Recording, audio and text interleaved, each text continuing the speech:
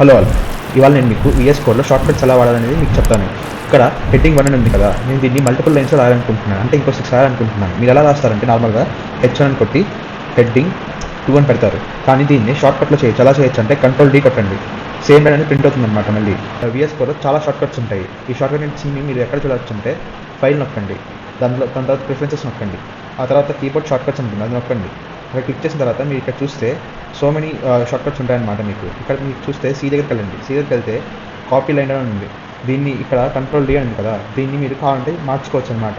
ఎలా మార్చుకోవాలంటే double click చేయండి, double click చేసి ఫర్ సపోజ్ మీరు ఇప్పుడు కంట్రోల్ R పెట్టాలనుకుంటున్నారు. ఎలా పెట్టాలంటే కంట్రోల్ నొక్కి పట్టుకొని R క్లిక్ చేయండి. సో కంట్రోల్+R పడిపోయింది, ఎంటర్ కొట్టండి. ఇప్పుడు మీరు కంట్రోల్+R కొట్టినట్లయితే కొత్త లైన్ వస్తుంది అనమాట. లేదు మళ్ళీ మార్చుకోవాలి, కంట్రోల్ Dకి మార్చుకోవాలంటే మళ్ళీ డబుల్ క్లిక్ చేసి కంట్రోల్ D పెట్టేసి ఎంటర్ క్లిక్ చేయండి. ఇక్కడ ఇలానే చాలా షార్ట్ కట్స్ ఉంటాయి, ఒకసారి చెక్ చేయండి. Thank you.